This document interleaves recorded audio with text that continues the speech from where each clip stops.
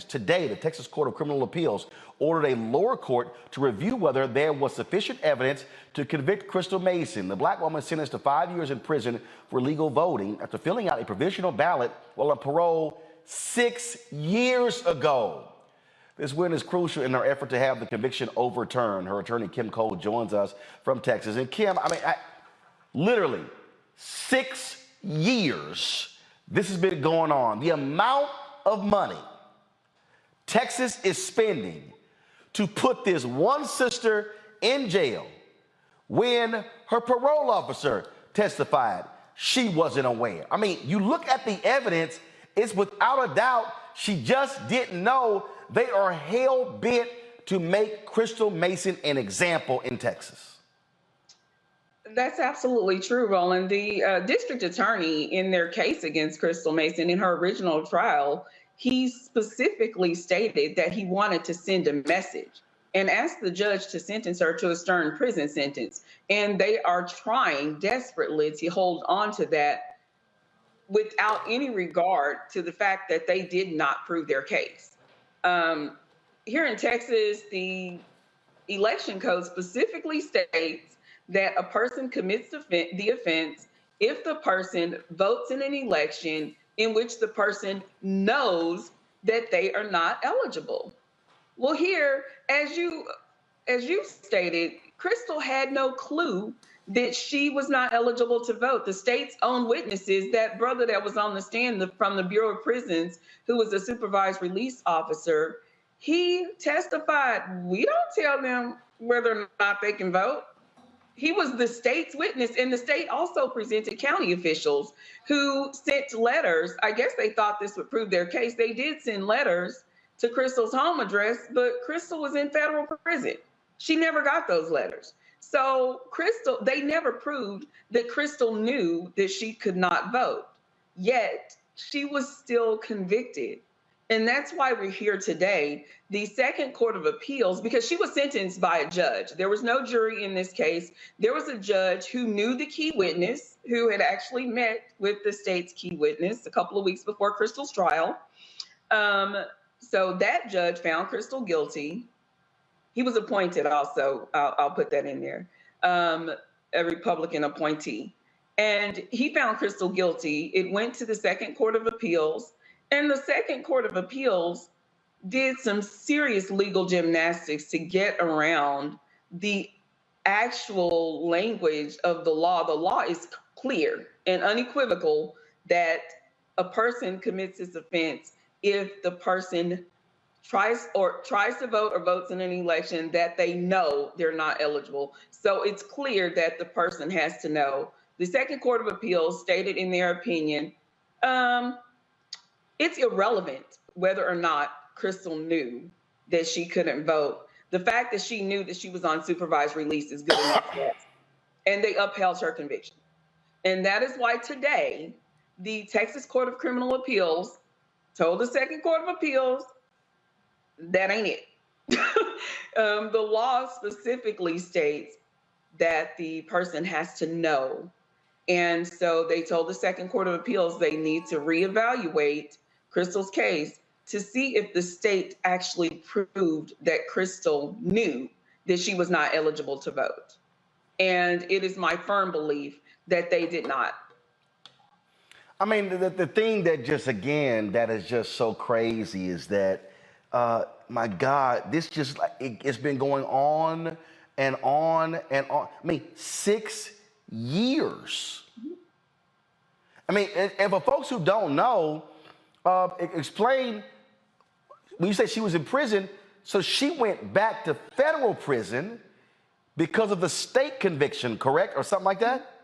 Yes, even before Crystal was convicted, right before the 2018 election, which is why I think all of this was orchestrated, right before the 2018 election, Crystal was sent to federal prison for violating the terms of her supervised release by getting a new criminal charge, which is this voting charge. So you see how circular that was. So they made sure to put her in prison before the 2018 election. She went in September 2018 and served a 10-month sentence. The judge in her federal case violated her supervised release, sentenced her to 10 months in prison, as well as an additional 3 years of supervised release.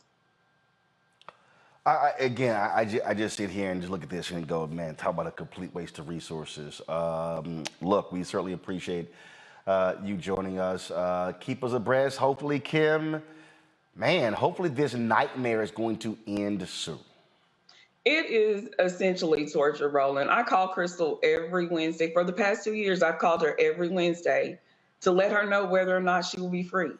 She has a new grandbaby. She was like, I don't know if I'm going to be able to see my grandbaby off to preschool. And so every Wednesday I call her, and today we got this news, which this is favorable news. However, this isn't the end of it. Yep. Her freedom is still in the balance. And I sincerely hope that the Second Court of Appeals follows their own advice. They said it is not their job to question an unambiguous statute's wisdom, but to rather apply it as it is written. And as the statute is written, Crystal walks free. All right. We certainly appreciate it, Kim. Thanks a lot. Thank you, Roland. I mean, we're going to my panel. This Tanya is maddening. I mean, it is. I mean, we have the son of Glenn Youngkin, the governor of Virginia, tried to vote in 2 different locations, the wrong location. He wasn't charged. He wasn't arrested. Nothing.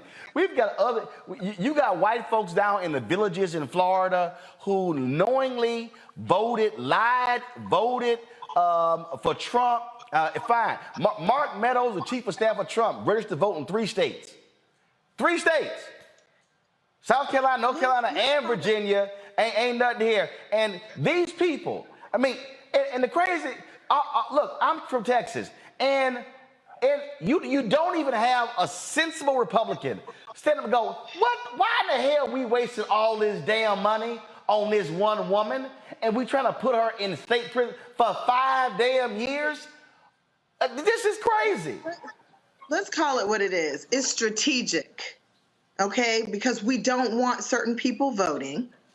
It's an intimidation tactic where people will question whether they are eligible to vote and not take the risk because they don't want to end up suffering the same ridiculous fate that this sister is suffering. I mean, she will be in my prayers tonight. This is not how democracy is supposed to work if we actually value voter participation as we say we do.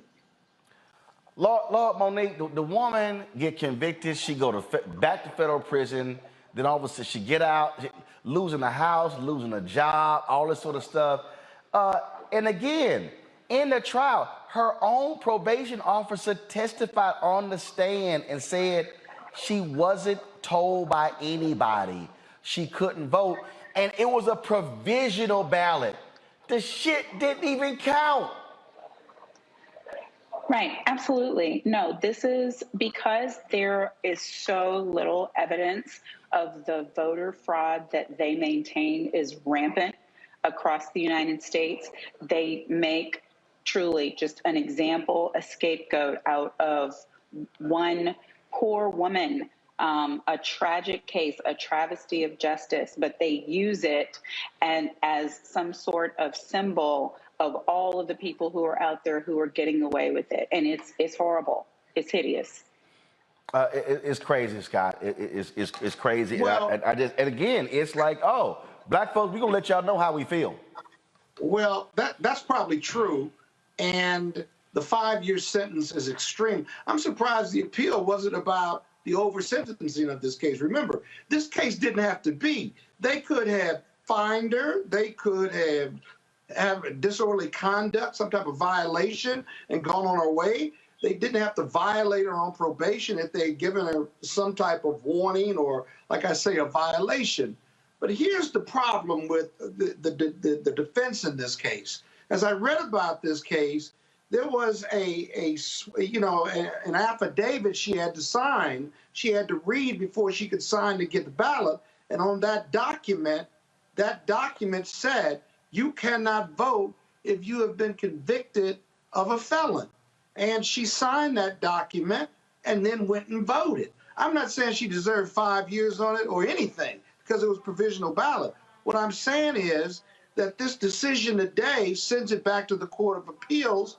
Knowledge is a factor, and I don't know how the defense gets around that affidavit that was signed. So I agree with you all, but what I'm trying to figure out how you get around that, because if the Court of Appeals upholds it, somebody's got to challenge the extremeness of this sentence. Maybe they have already, I don't know. But if she loses at the Court of Appeals, she risks going to jail for 5 years over less than a minor violation of the law. Scott, we need to keep looking at this case. This is very simple. The state can drop. What is it? No, actually, It's Scott. No, Scott. It is it's simple. The law. No, Scott. And the law. No, Scott. It is simple. Is this in Texas No, Scott. again? Is this in Scott. This is very simple. The prosecution can actually drop the case. They can, but they have the discretion No, not to. no. Let me They say it chose again. not Let to. me say it again. This is a very simple case. This is a woman who was convicted. Who If went? they One choose second. that One discretion, second. they A don't woman. have to. And first of all, Scott, I know they don't have to. I'm saying they can. And what I'm saying is, it is simple. The state can drop it. You would think some DA would go, why in the hell are we spending, if I'm looking at resources, why am I spending 6 years on this case? Racism costs. Well, hell, I Racism understand that. costs. But what I'm saying is, to Tanya's point, this is all about, we're going to make an example out of this black woman, and we're going to send a signal to all the rest of y'all black people. We're going to do the same. All right, folks, back to that Roland Mark Unfiltered video in just one moment. Folks, Black Star Network is here. Oh, no punches! I'm real revolutionary right now. Support this man, Black Media. He makes sure that our stories are told. Thank you for being the voice of Black America, Roland. Stay black. I love y'all. All momentum we have now, we have to keep this going. The video looks phenomenal. See, there's a difference between Black Star Network and black-owned media and something like CNN. You can't be black-owned media and be scared. It's time to be smart. Bring your eyeballs home. You dig?